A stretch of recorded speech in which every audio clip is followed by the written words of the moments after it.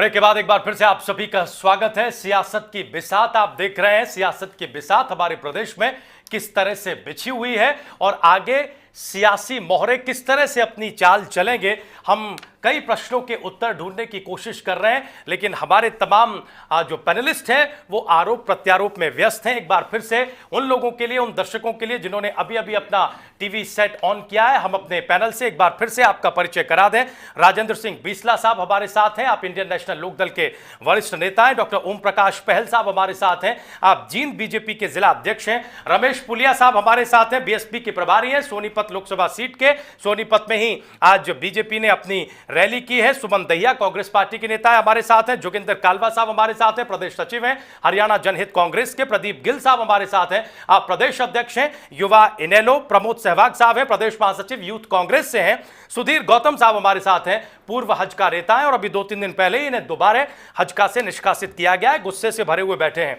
हमारे पास दो ऐसे नेता हैं जो अपनी बात को कम कह पा रहे हैं, रमेश पुलिया साहब हैं और डॉक्टर ओम प्रकाश पहल साहब हैं। डॉक्टर ओम प्रकाश पहल, हम आपके पास आना चाहेंगे। प्रदेश में इस बार 2014 में जो चुनाव होना है लोकसभा का, किन मुद्दों को लेकर वो चुनाव लड़ा जाएगा और आने वाले दिनों में, यानी जब तक लोकसभा चुनाव आएंगे तब तक हमारे प्रदेश में सियासत किस करवट बैठेगी? एक सवाल खूब पूछा जा रहा है भीतर ही भीतर, जिसका जवाब कोई बीजेपी का नेता नहीं देना चाहता, लेकिन अंदर अंदर संभावना तलाशी जा रही है कि आप हजका के साथ ही बने रहेंगे या आप इंडियन नेशनल लोकदल के साथ जाएंगे। पहल साहब, देखिए, लोकसभा चुनाव का मुद्दा है। मेरे मित्र ने अभी 2 मिनट पहले बताया था कि कांग्रेस ने क्या किया। वो शायद भूल गए कि कांग्रेस ने 35 किलोमीटर चीन को हमारी जमीन दे दी। एक तो ये बहुत बड़ा काम कर दिया। पाकिस्तान की सेना हमारे 2 जवानों के गले काट के ले जाए और प्रधानमंत्री जवाब नहीं। पहल साहब, हमारे प्रदेश में मुद्दा क्या होगा? क्या ये मुद्दा हमारे प्रदेश में चलेगा? हरियाणा की बात मैं तो जवाब दिया केवल मात्र, मैं हरियाणा की तरफ ले जाता हूँ। मैं बताना चाहता हूं कि इस बार हरियाणा की जनता जाति पाति से ऊपर उठकर और सम्मान विकास की बात पर वोट देगी और उसके लिए भारतीय जनता पार्टी उसी रास्ते पे जा रही है और हुड्डा साहब से निवेदन भी कर रही है कि हुड्डा साहब जरा आप देखिए, पूरा हरियाणा एक तरफ है, आप रोहतक की बात कर रहे हैं, आपने केवल मात्र 58 किलोमीटर दूर में 2 मेडिकल कॉलेज, आप एम्स तरह का मेडिकल कॉलेज रोहतक में ही बना रहे हैं, जबकि पोस्ट ग्रेजुएट कॉलेज गुड़गांव में, रोहतक में ऑलरेडी बना हुआ है के पास है, रोहतक में नहीं है। मैं भाई साहब को बता दूं, जिले क्या करेंगे? देखिए, आप फिर हरियाणा का इन्हें भाई साहब को यही नहीं पता कि दूसरा मेडिकल कॉलेज यही नहीं पता कि हरियाणा में अलग अलग डिस्ट्रिक्ट में दोनों बन रहे हैं, जो एम्स बन रहा है और निश्चित अलग बन रहा है। हरियाणा में इन्हें पता ही नहीं है कि हरियाणा की क्या बात करेंगे हरियाणा की राजनीति पे। हरियाणा क्यों? इन्हें हरियाणा का यही नहीं पता कि किस डिस्ट्रिक्ट में बन रहा है। आपने कहा कि आप जात पात की बात नहीं कर रहे हैं, दूसरा आपने कहा कि आप क्षेत्रवाद की बात भी नहीं कर रहे हैं, लेकिन आप क्षेत्रवाद की भी बात कर रहे हैं। दोनों ही बातें हो रही हैं। जात पात की सबसे ज्यादा बात हरियाणा में कौन कर रहा है? सब लोग जानते हैं कि आप किस विषय पे, जाट गैर जाट की आप खुलकर बात कर रहे हैं, आपकी तरफ से खुलकर बात की जा रही है। आप इसका जवाब दे दीजिए। हाँ, देखिए, भारतीय जनता पार्टी जात पात की बात नहीं कर रही। आपका सहयोगी दल तो खुलकर बोल रहा है जाट गैर जाट। देखिए, वो भी शायद कुछ गलतफहमियां नहीं, ये तो हमारा सहयोगी दल हजका बीजेपी का साथ है। हमारा एक ही मुद्दा है, छत्ती बिरादरी का समान रोजगार, समान विकास। और छत्ती बिरादरी के चौधरी भद्रलाल जी प्रिय नेता थे, चौधरी कुलदीप बिश्नोई जी छत्ती बिरादरी के प्रिय नेता थे। ये जो अपने कार्यकर्ताओं के साथ न्याय नहीं कर सकते, वो लोग प्रदेश में न्याय की बात करते हैं। हम पुलिया साहब के पास चलेंगे। रमेश पुलिया साहब हमारे साथ हैं, बहुजन समाज पार्टी को रिप्रेजेंट कर रहे हैं। पुलिया साहब, किन मुद्दों पर चुनाव होगा इस बार? राजीव जी, मुद्दे हरियाणा प्रदेश के अंदर तो मुद्दे ही मुद्दे हैं। पहला तो हरियाणा प्रदेश दलित कांड हो रहे हैं। कोई दिन ऐसा तो नहीं बचा जिस दिन आम जनता को, दलितों को, पिछड़ों को लूटा नहीं जा रहा। और परसों की घटना है कि पुलिस खुद एक दलित युवक को हथकड़ियां हाथ में लगती है, उनके पांवों में लगाई गई, मरने के लिए रेल के नीचे फेंक दिया गया। यानी कि एक पहला होगा दलितों पे उत्पीड़न, दूसरा सरकार बड़े पैमाने पे घोषणा कर रही है कि शिक्षा।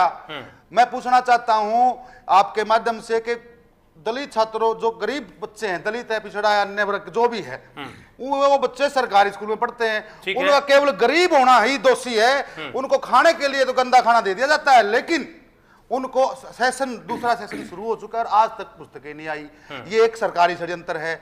और तीसरी बात, जहां तक आपने मूल सवाल किया था रैलियों से, रैली में जो नेता संबोधित करता है उसका चेहरा क्या है, वो कितना लोकप्रिय है।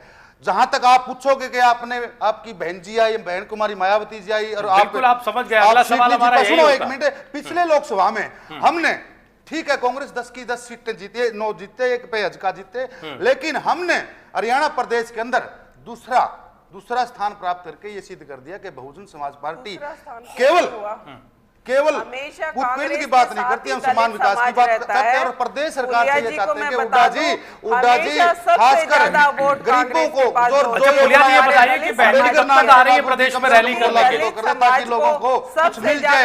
हम दफ्तरों में धक्के खाते हैं और कहते हैं बजट नहीं है। क्या बजट केवल दो जिलों के लिए है, रोहतक के लिए? हमारे जितने भी गरीब तबका है उनके लिए रखा गया है। जो 2 रुपए किलो चावल, हाँ गरीब को 2 रुपए किलो चावल दे दो, शिक्षा मत दे, गरीब को किलो चावल। देखिए मैडम को 2 किलो चावल तो दे देंगे, लेकिन प्लाट नहीं देंगे। फ्री में प्लाट, चावल से पेट भरता है, देश नहीं चलता। ऐसा है मैडम, आपकी भी आवाज की देखिए, आप गरीब आदमी को क्या चाहिए होता है? खाना चाहिए होता है, हमारे साथ है, सुविधा चाहिए होती है। सुधीर गौतम ने आरोप लगाया है, सुधीर गौतम का ये आरोप है कि जींद की सीट को लेकर हजका ने सौदेबाजी की है। सुधीर साहब यही आरोप है? बिल्कुल। इसके पीछे का आधार क्या है? जैसे अभी कालवा जी ने बताया कि रूट प्रोग्राम में जींद में मंडी में जनसभा नहीं की, जो कि मैंने साबित कर दिया था कि उन्होंने जनसभा का समय मुझे दिया था। ठीक है, लेकिन मैं पूछना चाहता हूं हजका के शीर्ष नेताओं से कि उस लिस्ट में अभिनंदन साहब, अब औरों को भी सुन लेते हैं, उस लिस्ट में अभिनंदन होटल का नाम कहाँ था, जिस होटल में 4 घंटे तक हजका सुप्रीमो सौदेबाजी करते रहे। पहले ये ऑलरेडी 1 महीने पहले से लिस्ट बन गई थी, उसमें अभिनंदन का भी नाम था। जी नहीं, वो लिस्ट मैंने मीडिया के सामने, वो सूची मैंने दिखाई थी मीडिया के, हमारे प्रभारी मेरे पास आई, वो जिला प्रधान के पास आई। वो बिल्कुल नहीं, अभिनंदन होटल का कहीं कोई नाम नहीं था। 4 घंटे तक कुलदीप बिश्नोई वहाँ सौदेबाजी करते रहे। ये रथ यात्रा जो है ये टिकटों की नीलामी को लेकर निकाली गई है। इसका कोई जनता से मिलने का कोई उद्देश्य नहीं है इस रथ यात्रा का। अगर जनता से मिलने का उद्देश्य होता तो कुलदीप बिश्नोई हजारों की भीड़ को, जन भावनाओं को ठोकर मारकर इस प्रकार से जींद से नहीं जाते, वो लोगों से मिलते हैं। दलित के घर, ये बिल्कुल दलित के घर झूठ बोल रहे हैं हजका के नेता, बार बार बयान बदल रहे हैं। रात को सोते हैं। मैं कुलदीप बिश्नोई से रात को खुली बहस के लिए तैयार हूँ, कुलदीप बिश्नोई से खुली बहस के लिए तैयार हूँ, वो जवाब नहीं दे पाएंगे। जींद की टिकट को लेकर सौदेबाजी हुई है अभिनंदन होटल में, इसी व्यवसायी के साथ 4 घंटे तक पहले टिकट दी थी, कितने सौदेबाजी करे थे, कितने पैसे लिए थे? पहले तो कोई लेने वाला ही नहीं था कालवा जी। ठीक है, हजार वोटों तक सिमट के रह गए थे, मैंने 10,000 वोट लिए थे उस वक्त। शक्ति, यहाँ जो पूरी स्थिति दिखाई दे रही है, हम बार बार ब्रेक ले रहे हैं, बार बार अनुरोध कर रहे हैं अपने पैनलिस्ट से कि कम से कम एक करके वो अपना जवाब दे ले। ये जो सियासी भंवर यहाँ है, ये जो सियासी रेस है शक्ति, फिलहाल उसमें कौन सी पार्टी आगे दिख रही है, क्या हाल है? या जब तक परिणाम नहीं आ जाएंगे तब तक ऐसा ही चलता रहेगा? हरियाणा की जनता मान चुकी है कि हजका बीजेपी का गठबंधन अटूट है और इसके बाद कुलदीप बिश्नोई जी और 2.5 साल कुलदीप बिश्नोई जी मुख्यमंत्री रहेंगे, 2.5 साल बीजेपी का मुख्यमंत्री रहेंगे। कोई हरियाणा की जनता मान चुकी है। इस बार जींद की जनता तय करेगी कि प्रदेश का अगला मुख्यमंत्री कौन होगा। जींद की जनता तय कर दिया। जींद की जनता बार बार उमड़ रही है, किसी भी पार्टी को अपनी राजनीति आप कहिए। ठीक है, शक्ति को सुन लेते हैं। पुनिया साहब, एक सवाल पूछा था, आप तब से रुकने का नाम ले रहे हैं। पुनिया साहब रुकिए। सहवाग साहब, गिल साहब, शक्ति, इस सियासी रेस में कौन सी पार्टी आगे दिख रही है? चाहे रजिस्ट्री, क्योंकि यहाँ जो स्थिति है, खाते जो है पैसा लेने करके जो आएंगे, जहाँ रजिस्ट्रियां भी कर रहे हैं। वर्षों पुरानी मांग थी। व्यापारी किसान सब परेशान रहते थे, जाम लगता था। चौधरी भूपेंद्र सिंह हुड्डा के नेतृत्व में वहां पर इतना बढ़िया तरीके से पुल बनाया जा रहा है, जींद के अंदर किया। 100 बेड से 200 बेड का हॉस्पिटल वो भी हमारे टाइम में पास ये हरियाणा प्रदेश की बात हो रही है। मैंने आपको हर एक आपके बारे में आपके टाइम में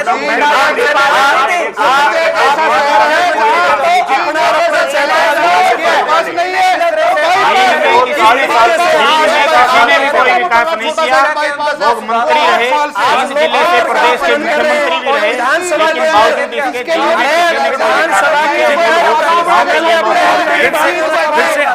बावजूद इसके चर्चा में लाना पड़ेगा। बिस्ला साहब, पार्टी आगे दिखाई दे रही है ईमानदारी से इनेलो के अलावा।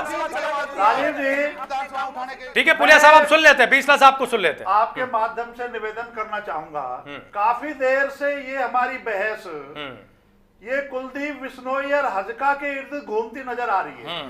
मैं आपके चैनल के माध्यम से निवेदन करना चाहूंगा कि जो जो चुनाव नजदीक आ रहे हैं, पार्लियामेंट का है, असेंबली का है, ये मैं दावे से कहता हूं हजका का अस्तित्व अपने आप मिट जाएगा। नहीं, बिल्कुल ये सही कह रहे हैं। कैसे मिटेगा?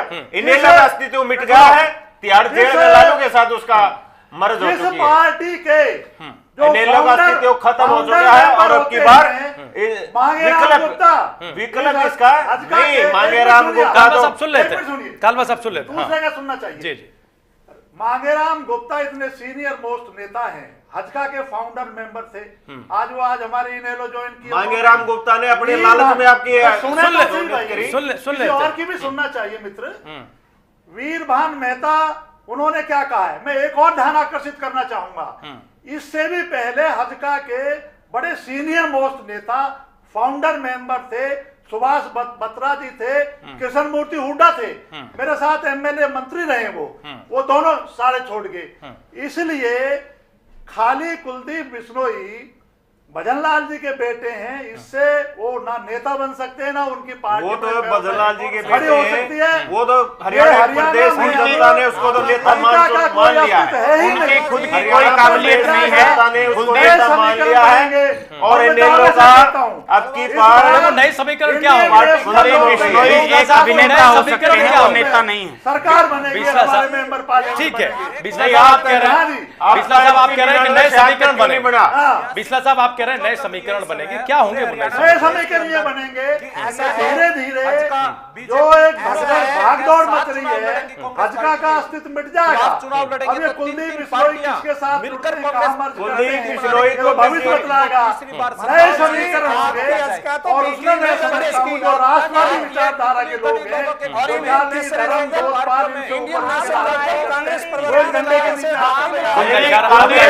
बिश्नोई की जीत का एक ही कारण है, बहुजन समाज पार्टी ने अपना प्रत्याशी नहीं खड़ा किया चुनाव में। कोई अंतर नहीं है, कुलदीप बिश्नोई की जीत का एक ही कारण पार्टी है।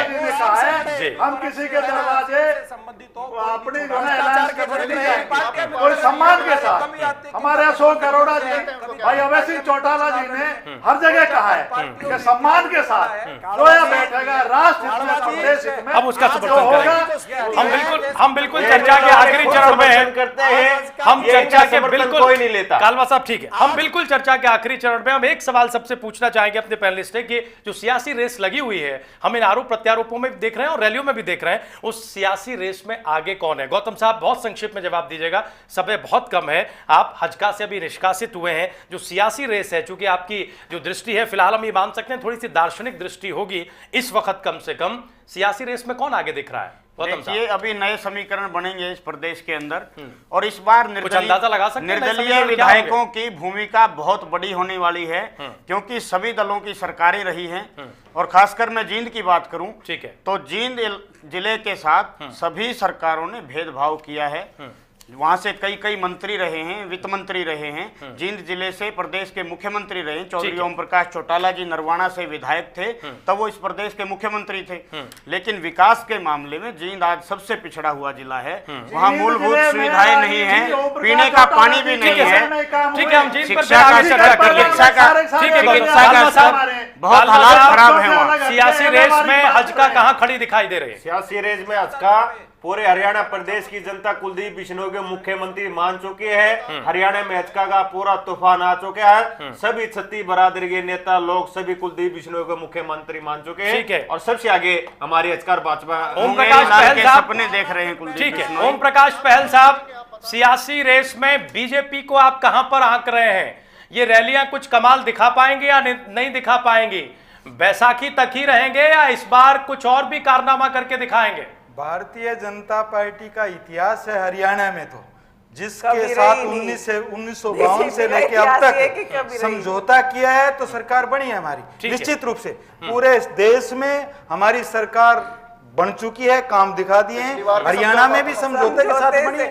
बैसाखियों की ही ठीक है। सहवाग साहब, था पिछली बार इनेलो के साथ आपने लोकसभा चुनाव लड़ा, लेकिन समझौते के नतीजे तो जीरो थे और उसी की बदौलत आज आज भी नहीं हो पा रहा है। कैसे कह सकते हैं कि कभी नतीजे उलट हो जाते हैं। हरियाणा सरकार बनी लेकिन बनी कभी नतीजे उलट हो जाते हैं। बंशीलाल के साथ समझौता था, सरकार बनी।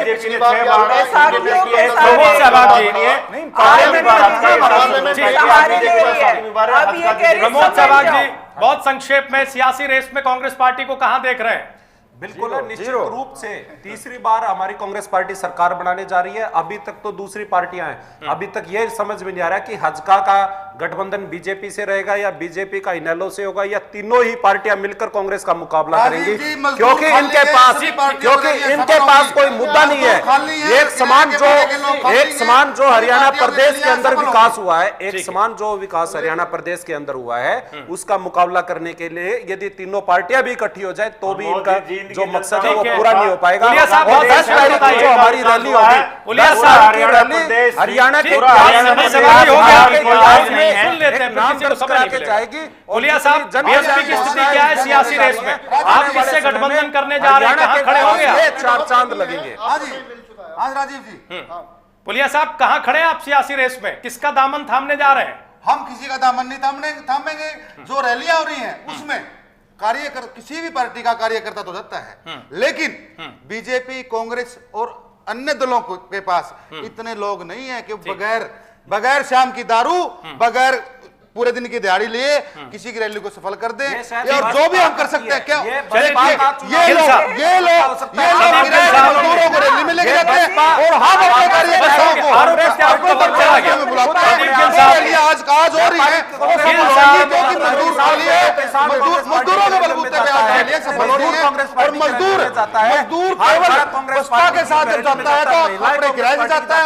ठीक है, बस पुलिया साहब हो गया। गिल साहब, इंडियन नेशनल लोकदल कहां खड़ी है सियासी रेस में? हाँ जी गिल साहब, हाँ जी, इंडियन नेशनल लोकदल सियासी रेस में कहां खड़ी है? जब भी चर्चा करते हैं एक ही जवाब मिलता है कि बड़े नेता जेल में हैं, भविष्य क्या होगा? मैं आपको बताना चाहता हूं, इंडियन नेशनल लोकदल का ग्राफ उसी दिन से बढ़ना शुरू हो गया था जब हमारा लोकसभा का चुनाव था। ये आप सभी को भी अच्छी तरह पता है कि किस तरीके से कांग्रेस के मुख्यमंत्री भूपेंद्र हुड्डा को जब ये नजर आया कि लोकप्रियता बढ़ रही है, अजय सिंह चुनाव जीत रहे हैं, तो उन्हें एक बात का पता था कि अगर हम इसकी सपोर्ट कर दें तो कहीं ना कहीं कुलदीप तो यहीं तक सीमित रह जाएगा, हिसार तक। लेकिन अगर अजय सिंह चुनाव जीतते हैं तो इस प्रदेश में बदलाव निश्चित है। तो उन्होंने इस बात को मद्देनजर रख करके किस तरीके से गोलमाल किया वो आपसे छुपा हुआ नहीं है, जनता से छुपा हुआ नहीं है। उसके बाद हरियाणा प्रदेश के अंदर जब चौटाला साहब ने परिवर्तन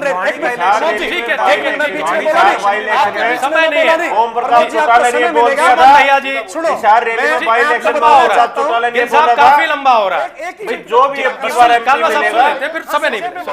परिवर्तन रैलियां रखी गई पूरे हरियाणा प्रदेश में, 90 के 90 विधानसभा क्षेत्रों में चौटाला साहब उनमें गए और पूरे हरियाणा प्रदेश में जब इनकी खुफिया तंत्र ने ये बता दिया कि हरियाणा प्रदेश चौटाला साहब को मुख्यमंत्री बनाना चाहती है, तो षड्यंत्र रचा गया। उस षड्यंत्र के माध्यम से चाहे भले हमारे नेता अंदर हो, लेकिन आज हरियाणा प्रदेश में किस तरीके से ग्राफ बढ़ रहा है वो पत्रकार और आप सभी साथियों से बेहतर कोई नहीं जानता। हम प्रदेश में सरकार बनाएंगे। सियासी रेस में कांग्रेस पार्टी कहां खड़ी है? भीतर वाले लोगों से ज्यादा मुश्किल है या बाहर वाले लोगों से? राजीव जी, एक चीज पहले तो मैं सवाल जो आपका शुरू का मुद्दा था उसी पे बात नहीं हो पाई। मेन बात जो मैं कहना चाहती थी, जो मुद्दा था कि रैलियों से क्या इफेक्ट पड़ता है, तो एक ही बात कहूंगी कि हर पार्टी जो रैलियां करती है उसका मकसद यही होता है कि जनता के सामने अपनी घोषणाएं और अपने कार्यों की रूपरेखा रखना। ठीक है। लेकिन उसके बाद जो जनता है, जो पहले सोचते थे कि सिर्फ भीड़ इकट्ठी करने से जनता उससे बेवकूफ बनती थी, अब वो बात नहीं रही है। आज जनता जागरूक हो चुकी है, हर किसी नेता को आज जनता सुनती है और उसमें से ये निचोड़ निकालती है कि भाई किस तरीके से कौन व्यक्ति ऐसा है जो हमारे भलाई के कार्य कर सकता है। ठीक है शक्ति, तो उसमें एक चीज मैं कहूंगी कि कांग्रेस सरकार की माननीय मुख्यमंत्री जितने विकास की गंगा बहाई है उससे वो तीसरी बार भी आपकी बार हम फिर से कांग्रेस तीसरी बार भी सरकार बनाने जा रही है, सेंटर में भी और अपने यहाँ पर भी। मेरी ये प्रार्थना है कि इस बार तो इंडियन नेशनल लोकदल की आंधी होगी। ठीक है, हम पिछली दफे भी कांग्रेस और इनेलो के जो हमारे एमएलए है, ज्यादा फर्क नहीं है, हमारे 3-4 एमएलए और आ जाए तो कांग्रेस के बराबर हम खड़े थे, हमारी तो सरकार बन सकती थी। शक्ति, क्या कंक्लूजन निकालेंगे? कोई निष्कर्ष निकला भी या नहीं निकला, या वही बात जो हम ज्यादातर बहसों के अंत में कहते हैं कि जनता ही तय करेगी? क्योंकि अभी तक तो केवल वही दावे और वही वादे दिख रहे हैं और हर एक राजनीतिक दल वैसे ही हुंकार भर रहा है जैसे भरी जाती है चुनावों से पहले। शक्ति जी, बिल्कुल चुनावी माहौल बिल्कुल ऐसा लगने लगा है जैसे चुनाव आने वाले हैं और सभी पार्टियां ये एक बिसात बिछा रही हैं। उनको लगता है कि कैसे भी करके चुनाव तक एक माहौल बना दिया जाए। इसी लाइन को लेकर रैली पर रैलियां की जा रही हैं, महारैलियां कर रहे हैं। अब तो एक के बाद एक पार्टियां सभी सामने आ रही हैं और बड़ी महारैलियां कर रही हैं या करने वाली हैं।